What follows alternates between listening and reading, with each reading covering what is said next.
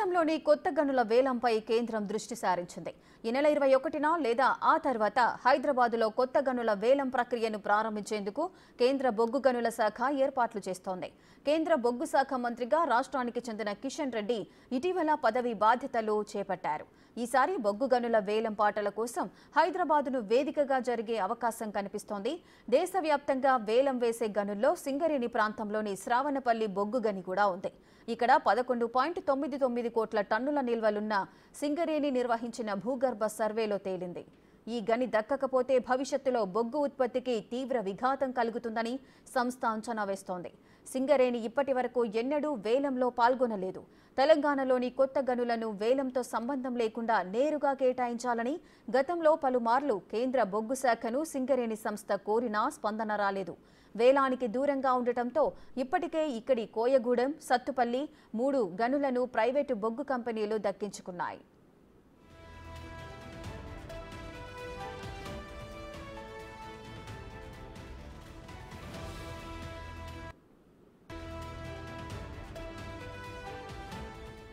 కేంద్ర బొగ్గు శాఖ మంత్రిగా కిషన్ రెడ్డి పదవి బాధ్యతలు చేపట్టినందున సింగరేణికి మేలు జరుగుతుందని ఉద్యోగులు, అధికారులు, రాష్ట్ర నేతలు ఎదురుచూస్తున్నారు.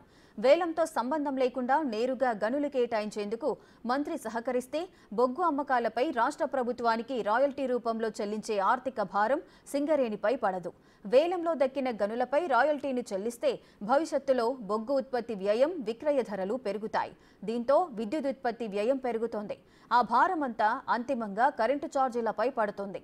అందుకే తెలంగాణలోని గనులన్నీ సింగరేణికి నేరుగా కేటాయించేందుకు కేంద్ర మంత్రి కరుణించాలని సంస్థ ఉద్యోగులు, కార్మిక సంఘాల వారు కోరుతున్నారు.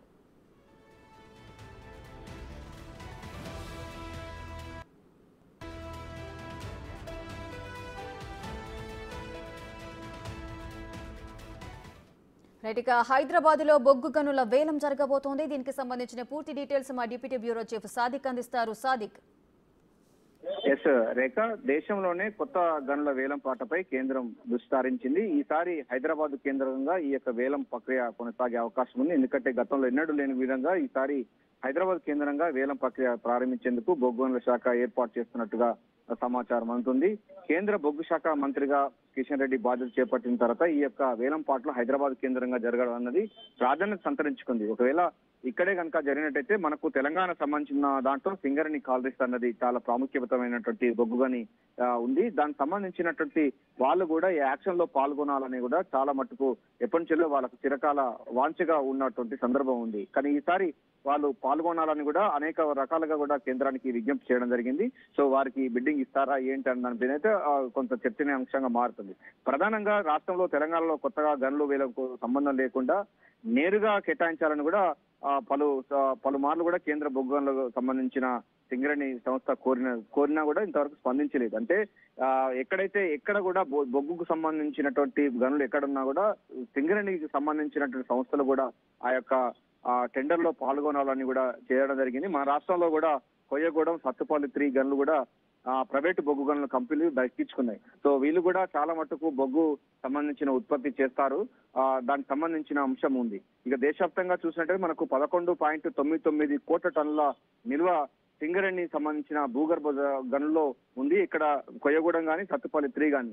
ఒకవేళ కనుక తెలంగాణ రాష్ట్రంలో ఉన్నటువంటి సింగరేణి కాలరీస్ కనుక ఇది కనుక దక్కించుకున్నట్టయితే సింగరేణి లాభాల్లో బాటం అవుతుంది. అదేవిధంగా దాని ప్రకారంగా రాష్ట్రానికి రావాల్సిన రాయల్టీ కూడా వచ్చే అవకాశం ఉంది. ఇది కొత్తగా ప్రమాణ స్వీకారం చేసినట్టు బొగ్గు గనుల శాఖ మంత్రి కిషన్ రెడ్డి ఈ విషయంలో చొరవ చూపాలని కూడా అనేక మంది ప్రజా సంఘాలు కానీ లేకుంటే కార్మిక సంఘాలని కూడా విజ్ఞప్తి చేస్తున్నాయి. దీని ద్వారా రాష్ట్రానికి ఆదాయం వస్తుందని కూడా వాళ్ళు చెప్తా ఉన్నారు. సో ఆయన కూడా మన రాష్ట్రానికి చెందినవాడు కనుక దీనిపైన సానుకూలంగా స్పందించే అవకాశం ఉంటుందని కూడా వార్తలు